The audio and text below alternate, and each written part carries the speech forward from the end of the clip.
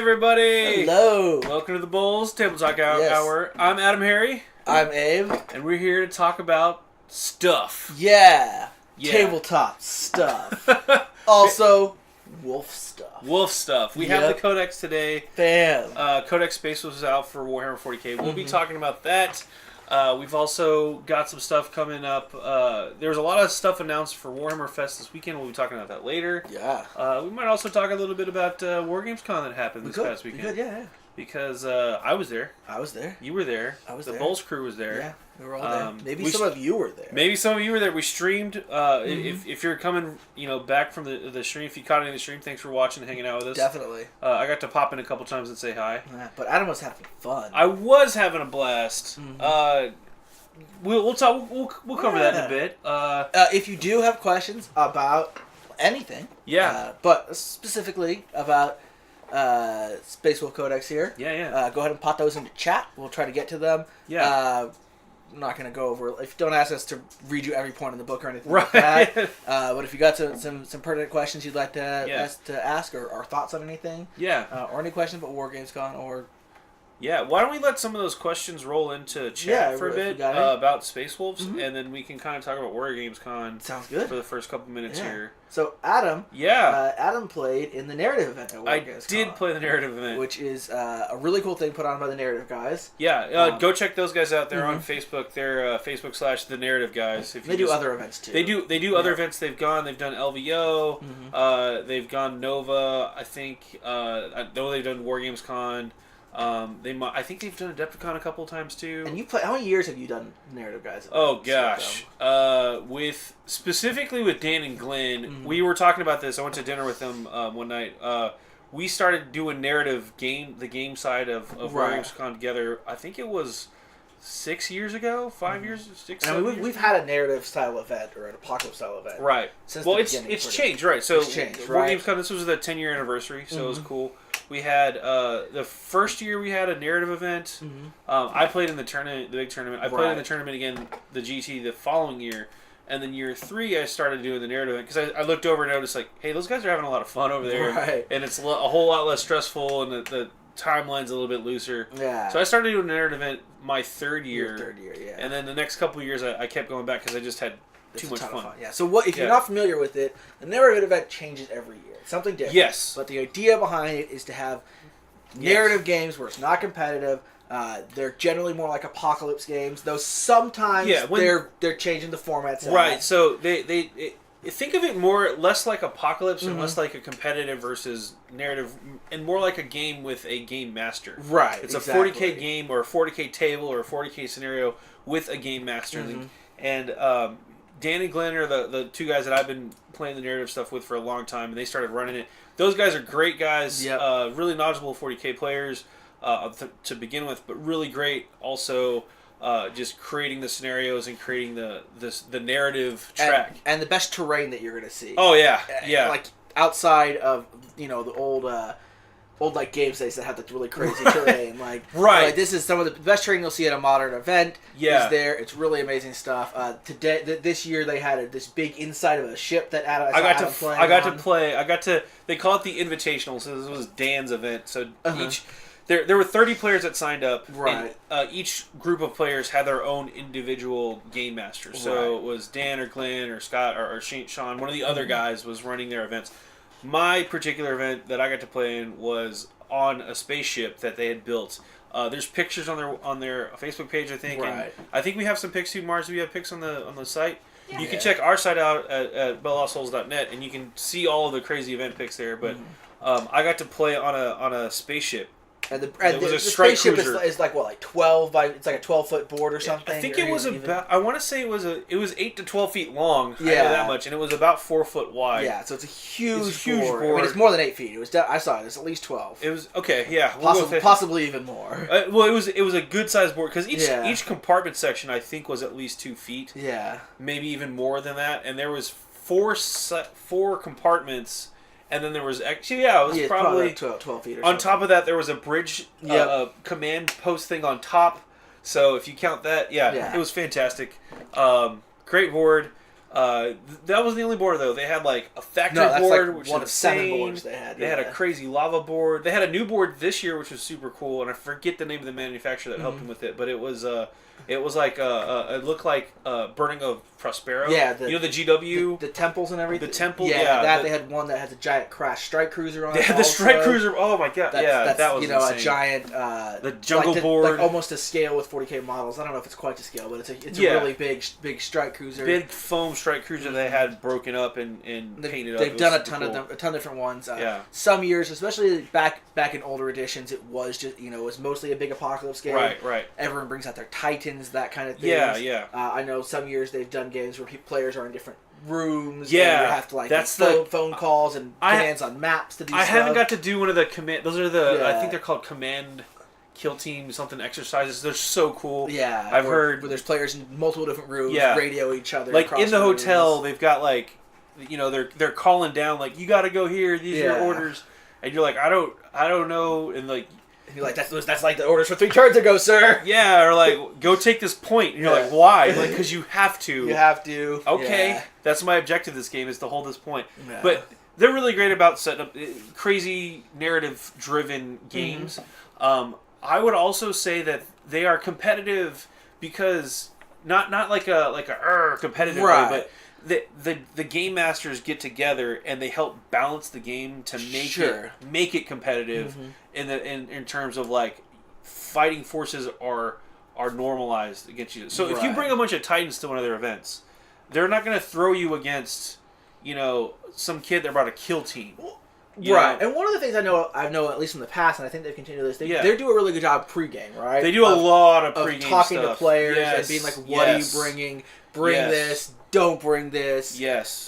This will be fun. What do you? They have a list submission process that they try to hold you to. Like if you're going to play, they ask you to try to at least give them a heads up at what you're planning on bringing, so they can build everything. They can at least put the factions together and make it work thematically. Yeah. Which is super cool. And then Adam was telling me about the bridge of this strike cruiser was like a 12x8 space or something, right? So it's not very big. No, the bridge of the strike cruiser was one section. Yeah, the bridge section, and then connected that were 2 hallways. These hallways were about 2 foot each and about 8 inches wide. And in this bridge, the hallway section, I was playing my Tyranids with a Tyranid partner, and we were fighting against Adeptus Custodes. Yeah. So for 2 days, over the span of I think 7 to 8 hours per day, it was just Tyranids versus Custodes, and we played I think 5 games or something like that. But we were getting crap kicked out of us. We were kicking the crap out of them. In that one section that led up to the bridge, we did the math. Over 200 models were participating and dying just in this constant loop and stuff. Yeah, where we would drop stuff in and it would get charged, and then our reinforcements would show up and charge that, and it was an amazing time. So that was really cool. We had a Bio-Titan eventually. So just a little backstory, the whole thing is this strike cruiser popped out of warp in the middle of a hive fleet. There's some stuff that happened behind the scenes, but long story short, it was full of Custodes, and they were trying to get to a planet. Hey, what's up? We're here. And the tendrils came in, and over the course of the weekend, we played through this story of, the Custodes are pushing back, trying to keep their engines alive, which they had, some train kits that represented the engines that the Tyranids were going after. They were trying to defend the bridge. They were trying to get guys out of the medic cave facility. They were trying to get to their prisoners, because they had some VIPs they were trying to save, and it was just constantly back and forth. And then the Tyranids, we were just trying to wreck everything. Right. We were just trying to eat dudes and kill stuff. Is that what Tyranids do? That's what Tyranids do. And then eventually there was a planetfall fight that we did, and they had to get back up to the ship. It was a ton of fun. So that was really cool. Another benefit of the narrative event is it tends to end a couple hours before the main event. Yes. So if you are like stretched on time or want to get out of there early, it's a great event to plan for that. The Sunday of the events are typically more of a wind down, so it's like if you get your 2 days of gaming in, typically it's a ton of fun. Whoever's left, we usually do like the big game on big Sunday, crazy game. So that's when you have a couple hours early. Yeah, get out a couple hours early. If you can't make the Sunday game, it's usually just a big monster brawl of everything. Yeah. Outside of that, big, very fun Warhammer Fantasy tournament. Yeah. Age of Sigmar. Age of Sigmar. Sorry. Age of Sigmar tournament. Yeah, sold out. Age of Sigmar tournament. Sold out a couple times. They expanded it. I don't know who actually.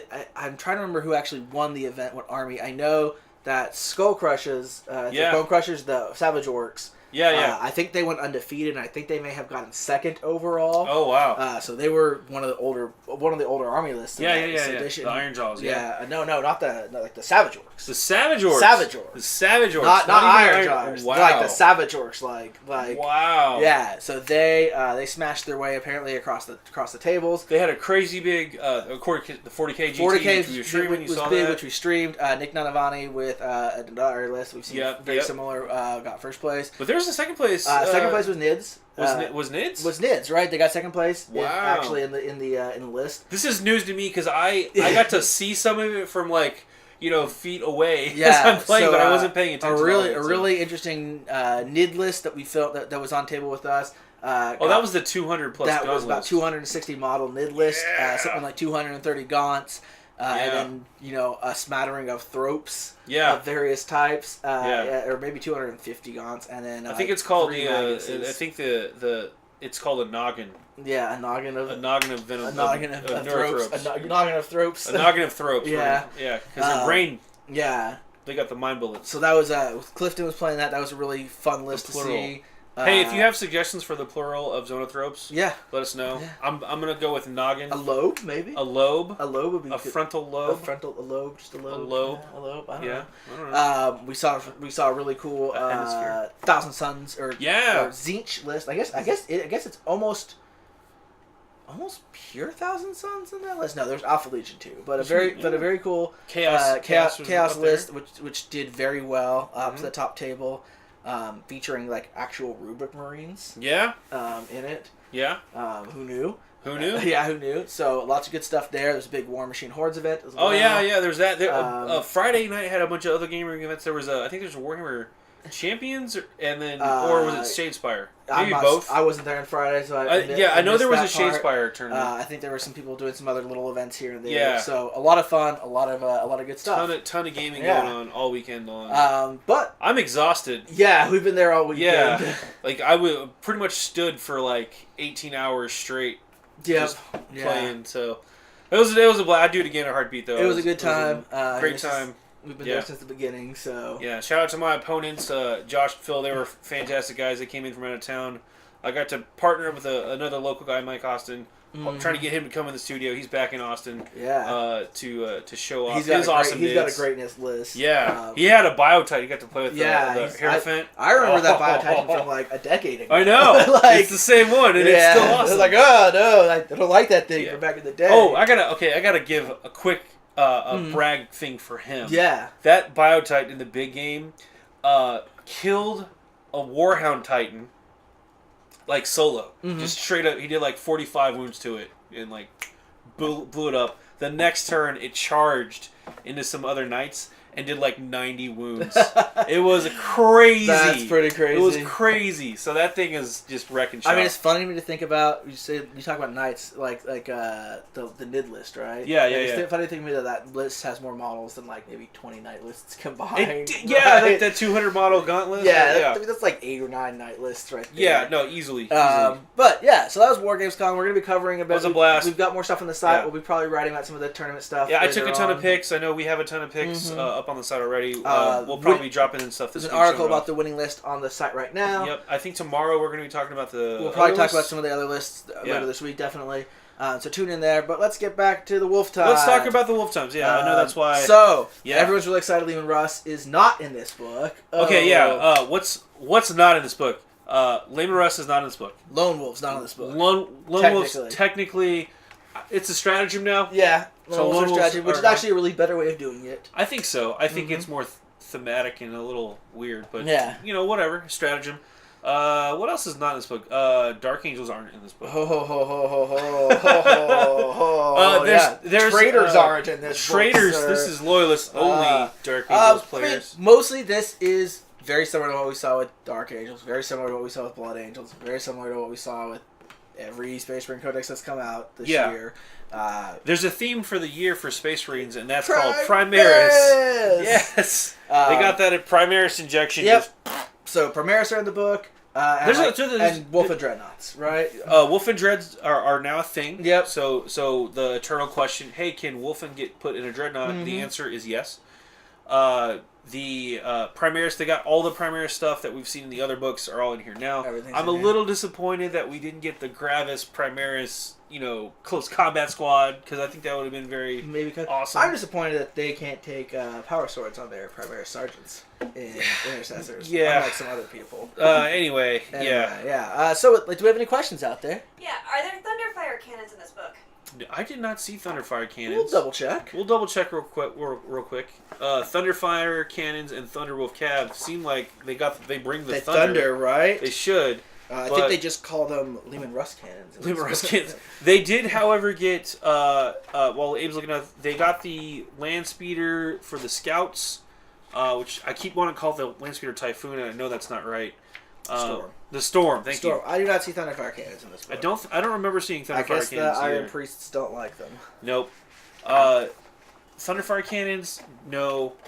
Landspeeder Storm, yes. Mm-hmm. Scout Bikers. Mm-hmm. So now your Space Wolf Scouts, who were like the old vets, can now take bikes, which is kind of cool. So are they just like Storm? Are they just like aging biker vets at this point? I mean, I guess I don't know. They just put on their leather vests and they're like their long white dreads. They put the bandana on the ball. They're like, I guess like sunscreen. I'm 80, I'm 70, I don't care anymore. Like let's go ride the roads. When I'm that old and ready to die, my dream to go out is to just get a bike and try to jump the Grand Canyon. Because when I'm like 80 years old, if I make it, I'm going to be in the record books. That's true. And I die, I was going to die anyway, See, my goal is to die on another planet. Oh, that's fair. Like, I'm going to make it until... I don't even care. I don't need to live on that planet, but like if I can go die on Mars and just be like, screw you all. I'm on Mars. I didn't die on you. Boom. Okay, fair enough. Set myself apart from the rest of humanity. Until we colonize Mars and then more people. That's fine, but I'll be like, no... You'll be there, okay. Abe, one of the first. Died on Mars. Yeah. Suck it. Done. Suck it, Earth. Suck it, Earth. Yeah. That would be your tombstone on Mars. It'd be great. Would it be granite? Martian granite? Martian granite? No, it's clearly going to be Texas. Texas granite. He's going to bring some Texas granite. Screw you, Earth, except for Texas. If you go around the United States and there are monuments to Texans, they're all built out of that granite. That pink granite. Anyway, the book itself, again, like Abe was saying, we've seen this pattern kind of repeated. Mm-hmm. Blood Angels, Dark Angels.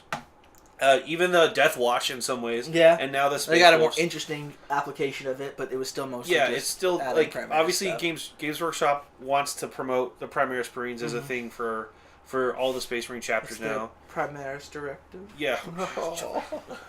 Sorry for that one. Any more questions out there? What's the most obvious point cost change between the index and the book? Oh gosh, some of the characters actually went up in points, and some of the other ones I don't think. There was a couple of tweaks. I don't remember off the top of my head. I know Thomas was talking about a couple of them. Let me see if I can look at it real fast and jog my memory. But I know, like, for power level, a couple of things shifted around that I was expecting to go down and actually went up. Yeah. Definitely needed to be able to take less Space Wolves. They were really competitive and just breaking the meta right now. I think the dogs might have got cheaper because Thomas was all about the he called it the wave of fur. And we go, oh! I mean, this book was in the index and, kind of in 7th edition, this still seems like it's mostly a book that's going to be people with a bunch of characters that are very individually powerful. Yeah. And then, a bunch of wolves and stuff like that. Yeah. I mean, they are the Space Wolves, so that makes sense. But, one thing I do want to call out, you can now, compared to the Index, the Wolf Guard, the Wolf Lord, excuse me. The Wolf Lord, you can actually take him in different stuff. So, in the Index, I do remember the Wolf Lord only had you could only take him on a Thunderwolf Cav, on a Thunderwolf. But now you can take a regular Wolf Lord, just straight up. You can take a Primaris Wolf Lord. You can take Terminator Armor Wolf Lord. Sure. Cataphracti Terminator Armor Wolf Lord. Sure. Which was another big thing. They added a lot of that. Yeah, the Cataphracti. Yeah. And then, of course, Primaris Wolf Lord and the Wolf Lord in Gravis Armor as well. So, if you want to do your own Great Company, you can now do that. Sure. There are multiple Wolf Lords and no longer just because in the Index, if you flip to the Index, there's only one option for the Wolf Lord. Right. And that's just on a Thunderwolf. So as There's a couple things I will say, like this, that I wish they'd done with this book that they didn't.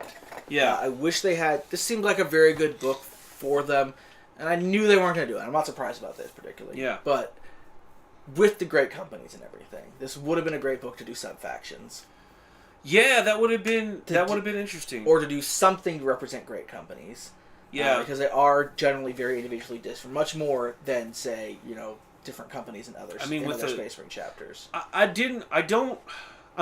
of me is glad we didn't go back to, I think it was 5th edition, where you had all the sagas, and you could do your custom... Well, honestly, that's the other thing I'm actually sad about, is that this, again, like Nightbook, this seems like a great book that they could have let you take more Warlord traits in.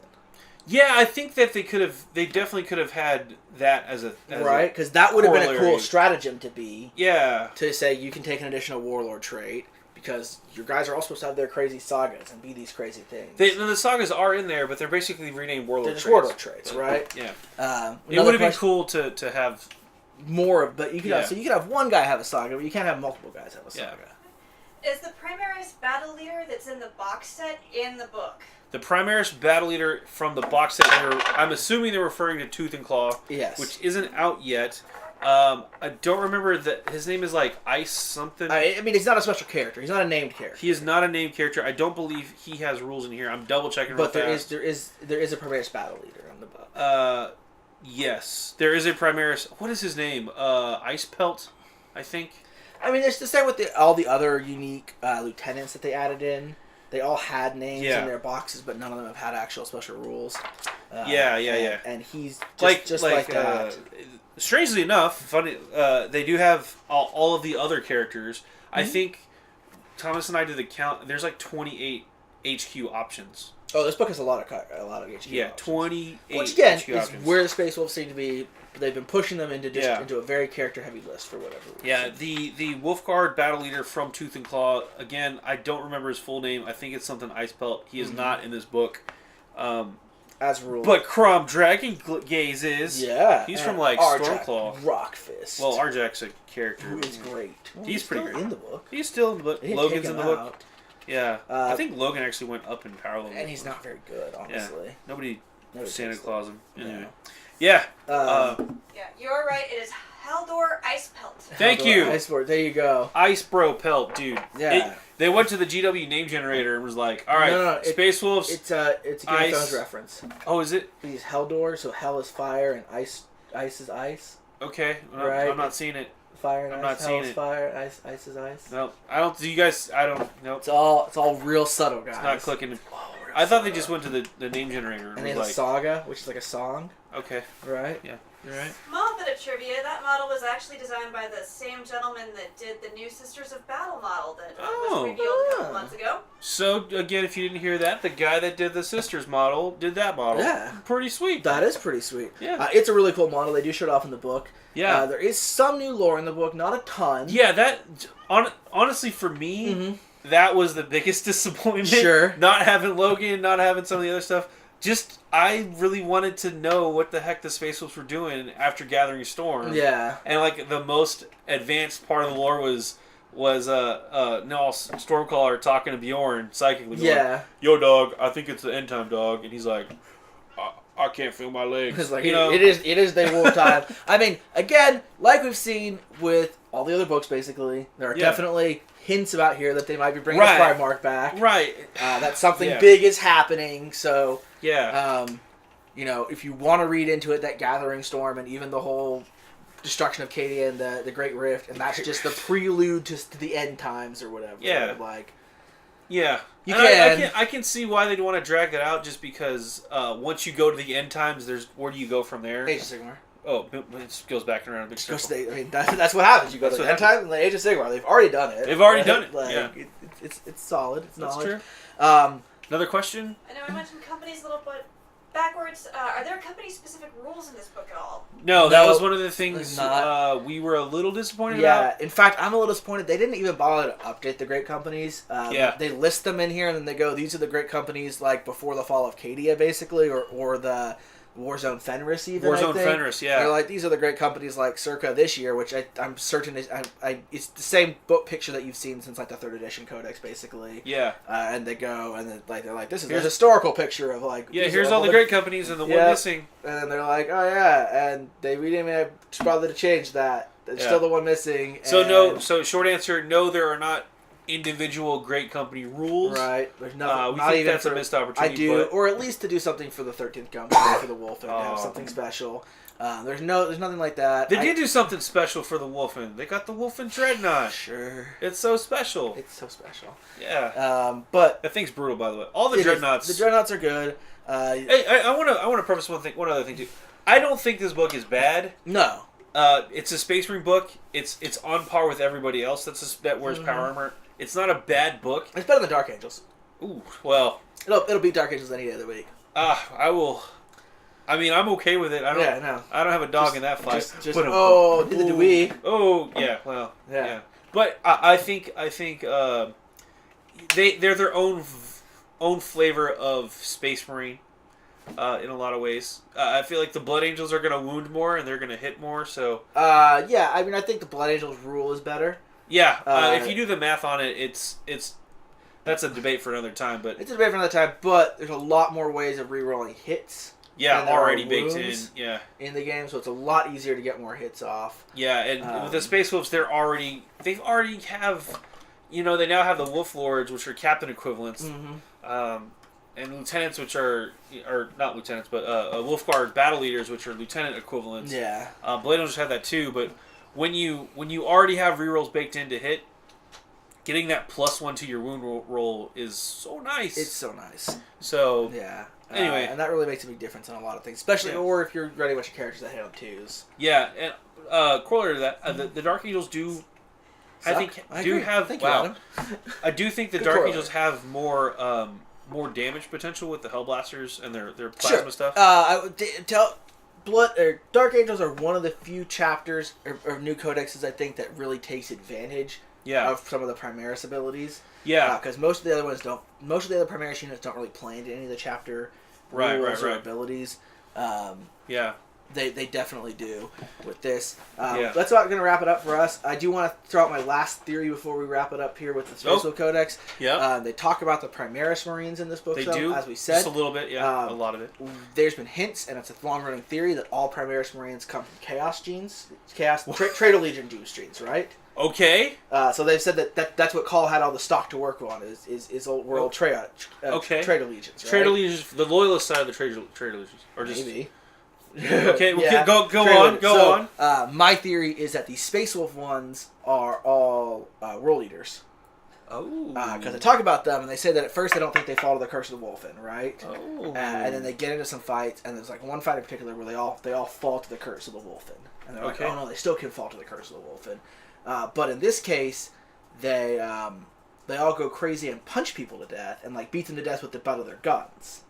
And like that's how they don't like Hulk out. They don't wolf out. Go wolfy. They just go really bloodthirsty. No, they just like run in a battle and start beating people to death with like blunt weapons and stuff. That is a very interesting theory. Like, does that sound more Space Wolf Wolfen, or does that sound more Berserker World Eater to you? I don't know. I will leave you with that thought. Leave you with that.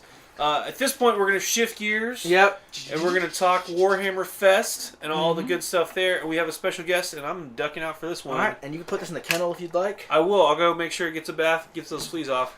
There are no fleas on Fenris. There are no fleas on Fenris, folks. Not here. There's no Loyalists and Dark Angels. Moving on. Swap it in, swap it out. Hello! We've got our special weekend correspondent, JR, here. He's been heavily covering all your weekend news. Yep, on that note. Yep. So now, welcome to the BoLS Tabletop Nap Hour. Yes, everyone, grab a cozy blanket, a cup of warm milk, and some cinnamon. I'm just gonna put this back here first. And your favorite white noise sound. Do you prefer like a fleece blanket, or do you prefer like a duvet cover. No, give me like a fleece blanket. I'm a light sleeper. Or like a really scratchy knit wool blanket that's from like the 1890s that just passed down by your grandmothers. Perfect, but only in winter, which it is not. It is not winter. It is in fact summer, so that would literally kill someone. It would. Welcome also for now that we've gone through that. Let's talk about Warhammerfest. Let's talk about Warhammerfest. That was happening this weekend, and it was huge. It was huge. Titanic even to celebrate the launch of Adeptus Titanicus. Mm-hmm. They had Warhammerfest. I guess they were doing other things there as well, but like Adeptus Titanicus was literally the biggest thing there. Yes, it was. So what did we learn? What did we learn? That there will be Warhound Titans in Adeptus Titanicus, which you might already have known if you read the rules and saw them reference the Warhound Titan, or looked at all of the stat cards in the Adeptus Titanicus box that said, hey, there's Warhound Titans here. Maybe. But we gotta look at what they look like, and they look really cool. They don't look like the old school, resin armor cast. Right, Warhounds. They are the modern Warhounds and Reavers. You can check them out. We got pictures on the site, right? We do have pictures on the site. You can check them out. You can also see that they are releasing those new Civitatis Imperialis boards. Right. And now these are like full terrain boards that you can buy from Forge World. And they come with some like pre-done terrain on them so that you can add more Adeptus Titanicus stuff to them. So like bring over one of the warlords too while you're over there. He's grabbing some of these terrains to show off. Not the knight, the warlord. That's a knight. That's a warlord. Look, I know what I'm talking about. He's been covering this for so long, he totally knew Warhounds were coming. So you get like this, all this stuff kind of fits like perfect. Nothing fits perfectly. Yeah.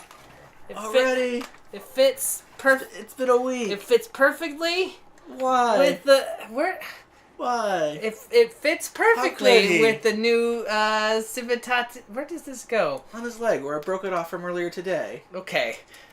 Well.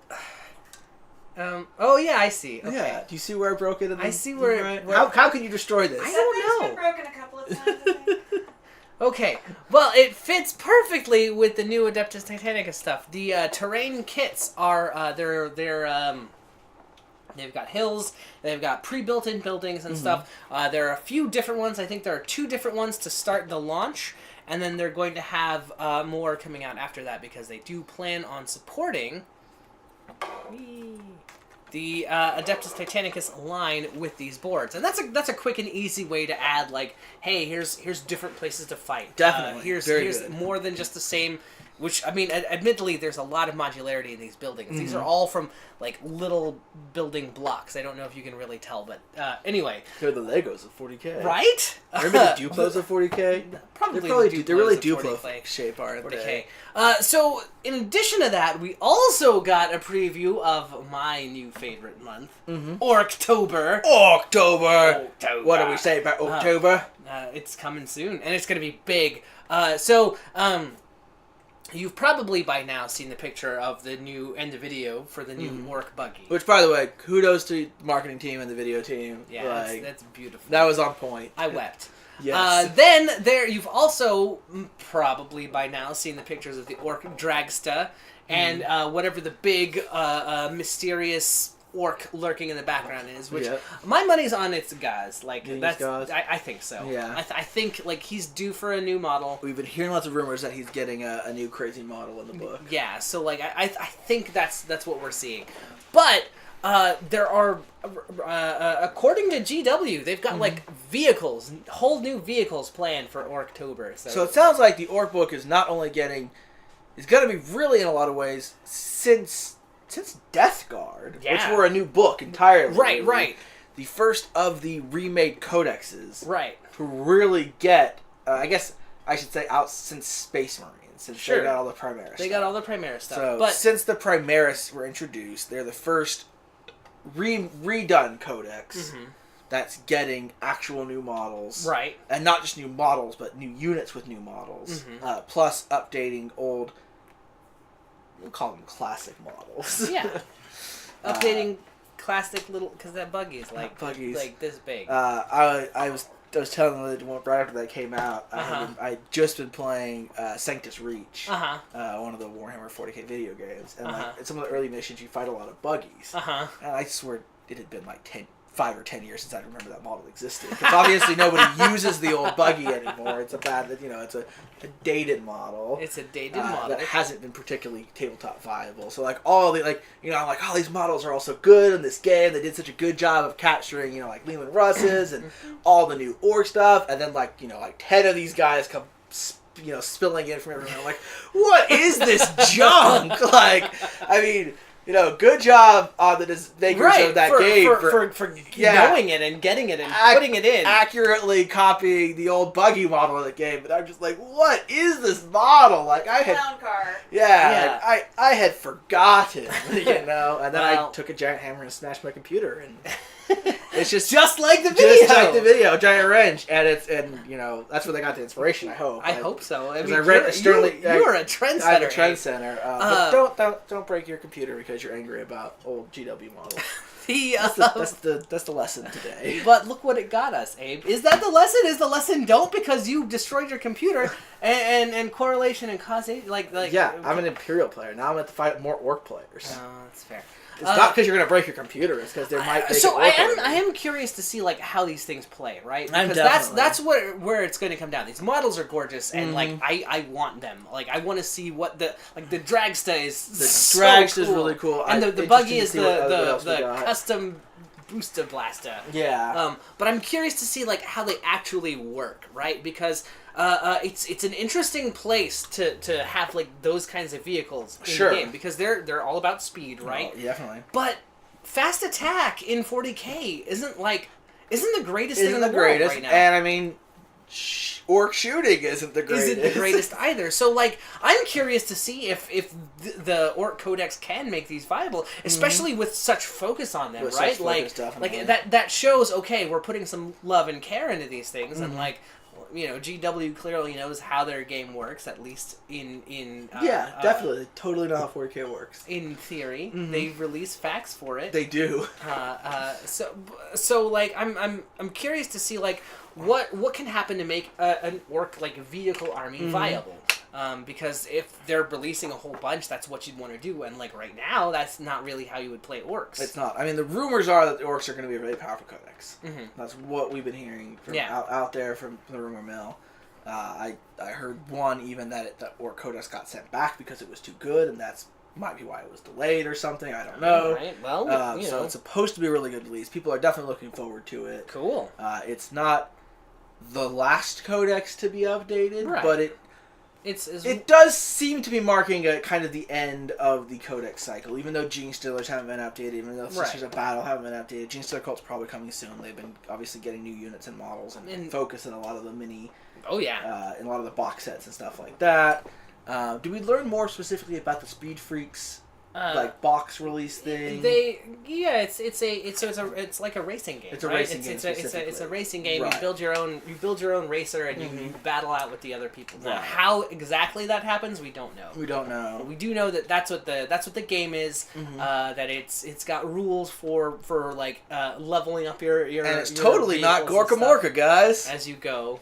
I don't know what that is, except I know who that is. So Gorka Morka was the old Mad Max orc racing game where the original war buggy came from, where they were orcs that were stranded on this world, and they were trying, I think the world might have been called Gorka Morka. It's been a long time since. Sure. More than 20 years ago. And so basically they were all trying to build ships to get off the planet and fight, and Speed Freaks were fighting over, and they all had to build their rattle trap stuff, and that's where a lot of the really old orc stuff, like the buggy came from, and Outriggers. Right. And all of this kind of stuff where you had campaigns. And this is totally not just that. I mean... Well, no, because they're racing on Vigilus for entertainment because they couldn't conquer the world. Right. So while the Space Wolves and the Gene Stealers are fighting each other, they're just racing around, shooting each other, blowing stuff up because they're orcs, and that's what they do. That's what and I will say, I think no matter what, it's really appropriate for them to release a new buggy in this way. Yeah. Even if nothing else pans out with like that game, sure. The game doesn't matter. Like that's a great way for them to re-release the buggy. Well, because it's like kind of the Gangs of Gamora thing. Like it was a game, but also it was mostly for the mods. Yeah, and this also just because it's like a good like nod to old Gorkamorka and everything. So probably. maybe I'm sure on purpose. Probably gonna get you a discount on all the stuff that's in there because we've seen inside the box that, like there's the buggy, the dragster, the bikes, like all kinds of cool stuff. Yeah. Speaking of new 40K things though, yes, they also showed off the Rogue Trader Kill Team expansion. That's right. Which is, oh my god, it's amazing. It features perhaps one of the most in-demand models. I'm calling it now. Like I don't know if you watched the video for this or not, but. I was working all weekend. Oh yeah, you were at WargamesCon. Yeah, I too was working. I wasn't watching videos. People were watching me on video. That's fair. There's a dog. There's like no cybernetics, no mutations, no nothing. Just like a dog. Are you sure it's a dog? I'm pretty sure. Are you sure? I mean, it might be okay. It might be like the runtiest space wolf that's succumbed to the curse of the wolf of all time. There are no dogs on Fenris. Well, no, because they're on like a beach, relaxing with some possibly possessed or maybe just mutant guardsmen. Sure. But the models in this thing are fantastic. They have a lot of character and flavor and fun. There's like that sort of motley crew kind of feeling of like a Rogue Trader. Yeah. If you've ever played a Rogue Trader game. Or like if you've gone off the deep end in Dark Heresy and all that stuff, or the Rogue Trader version of it, which I guess was Rogue Trader, right? They're very much the spirit of this game, which is all the weird stuff that will probably get you killed by the Inquisition if they ever found out what you're actually traveling with. But it's what you need to have to hang in the grim darkness of the distant future. Right. And we're getting some new Death Guard kill team guys, and to kind of celebrate that, Nurgle stuff. There's also the release of the new, or not the new, but the old Plague Marine guys that came out way back when. Sure, the 3 or whatever. Yeah, three of them. Yeah. So there's the little box of three that came in one of the starter boxes, I think, back when. That's being re-released. Zone, which is cool. Those are cool little models. Did they talk about how exactly Rogue Trader is an expansion to Kill Team? Yes, because it's called an expansion. It is. Right? So how does it so it's gonna add in addition to adding the factions and stuff, they're bringing some like new rules for putting your kill team together. Some new new tools you can play with as well, which I believe. I'd have to go reread the thing because I've slept since then. But I believe there are like new strategy or new tactics, which are stratagems for all the different factions. So it kind of adds like more universal stuff and gives you new options for like composing your team and playing. And also, I think they call it Beethoven your team here. Beethovening your team. Oh, Beethovening your team. They're going to have like some new. We've seen the new terrain that's coming out with the Drukhari and the Death Watch, which is the Death World. One of the things that struck me, I really like the new terrain. By the way. Yeah. One of the things that struck me about the Rogue Trader box is it seemed like it was very different terrain from Kill Team. Absolutely. It seemed much more like the Necromunda box terrain. Yeah, right? yeah. So it feels like they're kind of getting a sort of more expansive. I don't know, the scope for the game? Well, but it wasn't even that the terrain looked different. It was that it's like a flat board with just a few pieces of terrain on it, right? So it's not the big city or anything like that. It's very minimalistic terrain. Is that other ways? Well, that's what came in the Kill Team box too. Was the flat. But there wasn't as much to go with it as that's true. Yeah, that's true. You've got all the big, like we have our big shrine built. Yeah, we have the big shrine up there. But I mean, I don't know. I don't know. I'd love to know more. Yeah, but the models are amazing. They are. You've got the big Rogue Trader team and the big Nurgle team. Force. Yeah, with just some really amazing models. I really liked the armsmen or guardsmen or whatever they specifically call them. Did they actually have a specific name for the? No, they did the not. Imperial troopers and that kind of thing. So those guys are really cool. Yeah. Anything else that we get out of Warhammerfest? Yes. We also got a preview of the weapons of the Sisters of Battle. When they come in 2019, probably, almost certainly, maybe. We swear to God, yes, totally, and the Emperor. Perhaps. Definitely. Perhaps. They'll definitely, maybe be out. 2019 or later, possibly, but almost certainly 2019. I don't know. I don't know that I would bet money on that. But yeah, we got to see some of the weapons, and it's not just like that they're releasing these weapons. It's that they're kind of showing off the new, like, how far they've come in terms of sculpting. Definitely. Because if you look on those weapons, like on the individual bolt shells, they've got little like imperial fleur-de-lis kind of things. Yep. Which is pretty rad. Which is definitely rad. I hope everyone is painting those out there. Yeah. Guys, we're going to be shaming you if you have not painted your fleur-de-lis. Yeah. Each bolt. On each bolt shell. Yep. If you want to have the proper Sisters of Battle army, that's what you got to do. You got it. There's we also saw the new Endless Spell preview, which is like a flaming bull for Age of Sigmar. We saw the you grab it by the horns. Yeah. You do. I assume that's because the rest of it's fire. So that's like the safest place to grab it. The only place is the horns. There's the new Night Vault thing, whatever that'll be, which is another expansion for one of their skirmish kind of games. Sure. Competitive skirmish games. This one specifically is like they called out how competitive it's going to be. So it's the new, like, I guess maybe you've escaped from Shadespire and now you're in the Night Vault. Ooh, whatever that could be. Wouldn't that be like under the Shadespire? Like, wouldn't the Shadespire be like a big spire and then beneath it? The Night Vault could be beneath it. Yeah, or maybe Nagash is like, oh, these are the greatest champions. That's true. From my trap in Shadespire. I'll pluck them and put them in my Night Vault. Though I guess, escaping a spire could escape downwards. You could escape downwards. Into a vault. Yeah, so you could escape down into a vault. You're not necessarily... And find out that it's a double trap by Nagash, because that's the sort of thing he'd do, right? Yeah. But that is good to see that they are continuing to support Shadespire with new product and new stuff like that, expanding the game more and more. It's a fun game. It is a very fun game. People were playing it. It's WargamesCon this weekend too, some. It's nice to see that kind of little competitive skirmish game is getting attention. I like that they repackaged a lot of them to be also for Age of Sigmar if you want to get those models. Yeah, you can, and they're supported in the books, or at least they're beginning to be. Yeah. You can find the Far Striders and the other guys, the Stormcast guys in the Stormcast book.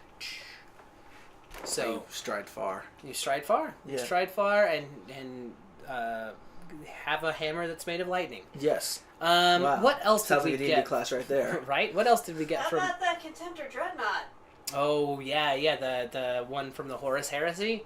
That thing is sweet. So they showed off some of the new Horus Heresy stuff, which is coming to an end in 2019. Is it new Horus Heresy or old Horus Heresy? It's new old Horus Heresy stuff. Right. So we got another look at the Praetors, which they're cool. They're Blood Angels, but we also got to see a Contemptor Dreadnought, which is all done up in Blood Angel art style, and we got to see the first custom chapter chassis for a Leviathan Dreadnought. Okay. Which also looks like glorious. It looks like something that you would expect one of the space vampires to get entombed in. Sure. Although I guess they hadn't become space vampires at this point, right? No. So yeah, because when does the Red Thirst start happening? I thought that was after. Part of it's after Sanguinius dies. I don't know what parts of their flaws were there before. Yeah. Because that's the Black Rage. Yeah, the Black Rage is Sanguinius' death. We're not Blood Angels players here because we play Space Wolves, obviously. Yeah, we play Space Wolves. Lightning Viking hammer. Lightning Viking. Norse. So I don't know if the Red Thirst was always present or not. I have to go back and check some of the stuff. I was thinking though, right? Yeah. Like, shouldn't the Blood Angels have more dreadnoughts? You'd think. Well, specifically because they're sarcophagi. Shouldn't they just be full Blood Angels who are like, yeah, I'm going to go sleep in the Dreadnought. I'm going to go sleep in the Dreadnought. Yeah. That's what I'm going to do. I'm a vampire. I agree with you. That's how I do it. Every time I nap, I turn into a Dreadnought. It's great. I just go, repose in the Dreadnought during the day, and then at night, I'm a Blood Angel. Woo-hoo-hoo. It's how they get out. It's really how they get out. So I heard your Primaris theory about like the Night Lords are the Reavers. Some people do think so there's a couple different ones where they think that either specific types of Primaris Marines are built off of specific gene seeds, or specific chapters are given specific other people's gene seeds. Right. Do you have a theory for who the Blood Angels? I remember I had one, but I can't remember it. It's been a while since I read the Blood Angel book specifically. I do know that one of the other theories people have said is that Reavers are based off of Night Lords gene seeds because they're that's what they do the same thing. Yeah, they wear death masks and have terror tactics and give you minuses to your leadership, like the Night Lords or somebody. I don't know. I do know that they've also, like, there's the 2 missing legions, right? The Forgotten Legions whose names are expunged. Yeah. And they were they've been kind of stealth hinted at, like, in a couple of the Horror History books. Yeah, definitely. And in like there was a regimental standard a while back. Yeah. They kind of had taped a thing over a page that was clearly talking about the Second Legion or something. Fun fact, I do have a theory about who the Dark Angels are. Okay. Yeah, because they're just more Dark Angels. Sure. They're all just traitors. Yeah, they also have traitor genes. I mean, clearly, all Hellblasters are just traitor Dark Angels, just gene seeds. Because, to be fair, all it takes, if you're a Dark Angel, and you are one of the rare loyalists, all that has to happen is you just have to trip once, and then you've fallen. You're all welcome for that. I'm here all week. They have to put up with me. You don't. No, I'm leaving after this. I work from home a lot of the time. Oh, that's fair.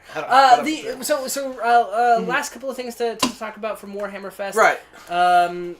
We also saw. I think that's everything. Actually, I think that's everything.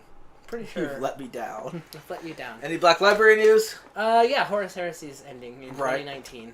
And then the Siege of Terra is starting up. Yep. So, woo. Wait, like this Horus Heresy Siege of Terra? Yeah. Which is not part of the Horus Heresy? No, it's not part of the Horus Heresy. It's part of the Siege of Terra. The more things change, the more they stay the same. They're like, yes, we're ending the Horus Heresy. Well, sir, we're not going to have enough time.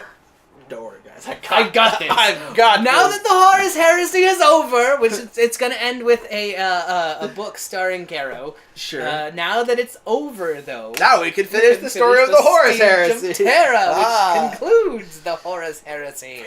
Perfect. I'm actually really interested to see if they will continue some of the books past the Horus Heresy at this point, because even though we never had the depth that we've had of the Horus Heresy, in a lot of ways we still knew a lot about the Horus Heresy. Like, we all know what happened. We all knew what happened. Emperor calls up Horus on the phone, and he's like, "You're a heretic," and he's like, "No, Dad." Dang it! And then Magnus tries to three-way conference calls them, but drops the call and accidentally calls Chaos. And Chaos obviously just charges $3 a minute to talk to them, and then the Emperor gets the bill and he's like, "What were you doing, Magnus?" And then he sends Lehman Russ to go get mad at Magnus for the large collect call bill. And that's the whole and then basically they all end up fighting on a battleship up above Terra. Yep. And Horus totally kills Sanguinius with a stake through the heart. Yeah, because that's how you fight vampires. That's how you fight vampires. Oh my god, but he didn't kill him with a stake through the heart. He didn't! Guys, Sanguinius isn't dead! He's alive! Oh, that's Brett, you heard it here first. He's alive! Yes, Sanguinius is alive, not stake through the heart. Yeah, but then the Emperor unmakes Horus from reality. Well, first Ollivander comes in with his wands. With his wands. And distracts Horus. Does he? Yeah. Oh. So that so that the Emperor can make him from reality. Right. It's Oleanus or whatever. Yeah. Fiat Pius, the Saint Oli. And then there are giant squids from the sky that come in. Yep. Yeah, everything. It all happens just like that. But the point is that we know that moment, but we don't know what the fallout is. Right. We've always known a lot about the Horus Heresy and a lot of stuff, and we've known a lot of the main characters. They've made a lot more of it. We always had a decent idea of the broad strokes of it. Okay, this is what happens. Mm-hmm. But it's after it that's the most interesting and exciting and there's part. a lot of stuff in that's really only been hinted at. Yeah, because like after the heresies, when Gilliman writes the Codex, and you have a lot of cool stuff going on. So I would be interested to see some of that get more fleshed out. I would as well. In that period, in that 10,000 years, there's a lot that they never covered. There's some big events that were only hinted at still. Yeah, it's a chance to see like what old Belisarius Call has been up to. Yeah, they can go right here through the entire time, and it's just been like, I've been sitting in my cave, in the background, being manipulated by the Eldar for 10,000 years. I'm also secretly a Necron. And an artificial intelligence from the Dark Age of technology. And a Harlequin. Wait, so do you really think he's secretly a Necron? No, I think he's. Well, I think he's being manipulated by the Eldar. I think he's being manipulated by the Eldar and is like just some kind of tech heretic. Yeah. But we'll see. We'll see. Maybe. We won't. I mean, it took us like 30 years to figure out as much as we have today. Belisarius Call me maybe. Yeah. Anyway, that's about it for our hour today. Yay. We've covered a lot. We went over WargamesCon, Space Wolves, and then a lot of news from Warhammerfest. We've got more coverage of all those topics on the site. Yep. Today, all this week. We'll be as soon as we can. We'll be taking you through more Space Wolf stuff, including the Tooth and Claw box. Yep. We'll be showing up that, and then hopefully soon some orcs. Who knows when those are coming? But I think after the Gene Stealer. Well, in October, right? October, right? October. So Space Wolves. So my guess is Space Wolves. Then, like towards the end of the month, Gene Stealer cults. Then after that, orcs. Yeah. So. We'll see that coming out in October. Really, we can all look forward to October. Yes, it'll be a real fest. Yeah, come that month. It'll be a walk of a time. All right, I'm JR. I'm Abe. And we're going. BoLS Tabletop Hour. Thanks for watching. We'll see you next week.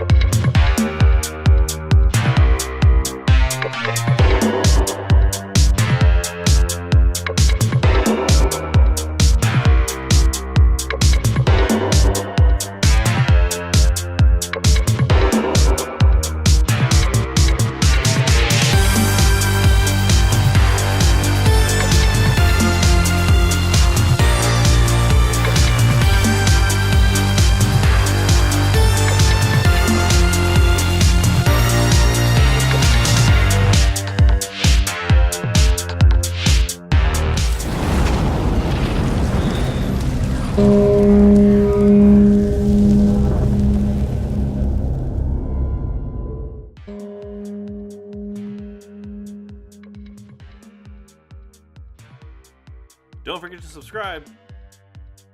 Thanks for watching.